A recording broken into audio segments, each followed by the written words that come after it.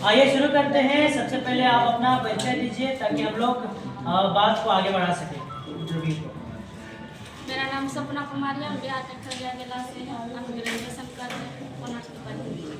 Honours आपका हिंदी है और सबसे इंटरेस्टिंग सब्जेक्ट भी हिंदी है या दूसरा है, या मजबूरी में आपने उस सब्जेक्ट को लिया? हिंदी है। और आप कॉम्पिटिटिव की तैयारी कितने वर्षों से कर रही हैं? कितने महीनों से कर रही हैं? जनवरी से कर रही हैं। तो आप बिगिनर हैं। आप बताएंगी अभी तक किन किन सब्जेक्ट को आपने ठीक से पढ़ लिया है? कौन कौन से विषय को आपने पढ़ा है? बिहार स्पेशल और ज्योग्राफी। बिहार स्पेशल में आपने किन किन चीज़ों को पढ़ा? कौन कौन से विषय बिहार स्पेशल में पढ़ने को मिले? प्रमंडल के बारे में, हाँ, अनुमंडल के बारे में और जिलों के बारे में तो आपने पढ़ा ही होगा। अब बताइए, प्रमंडल के बारे में आपने कहा, तो हम लोग अगर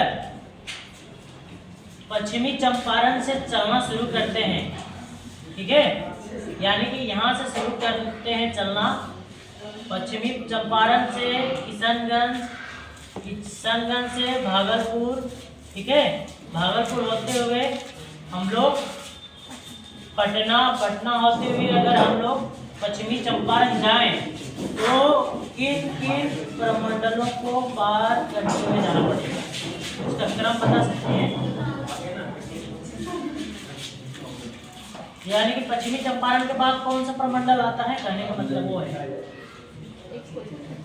पश्चिमी चंपारण कौन से प्रमंडल के अंतर्गत आता है?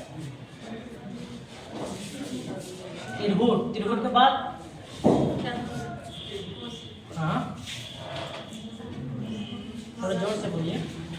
तिरहुत, दरभंगा, कोसी, पूर्णिया, मगध, मुंगेर, पटना, भागलपुर। ठीक है, ठीक है।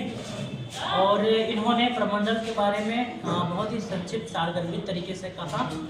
और आप कोशिश करेंगी जब भी बैठे इस तरह से बैठिए और लाउडली बोलने का प्रयास करिए, क्योंकि जोर से बोलने का फ़ायदा ये होता है कि कभी कभी बाजी पलटते हुए देरी नहीं लगता है। अगर आपके मीठी आवाज़, सुरीली आवाज़ एक शब्द भी एग्जामिनर के जो वहाँ जो बैठे रहते हैं, जो बोर्ड, उनके कानों में अगर जाता है तो गेम चेंजर साबित हो जाता है। और आप हिंदी से हैं तो हिंदी से गज़ल, कविता ये याद आपको होना ही पड़ेगा।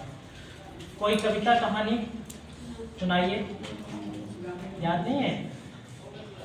चलिए आज के लिए यही समाप्त करते हैं।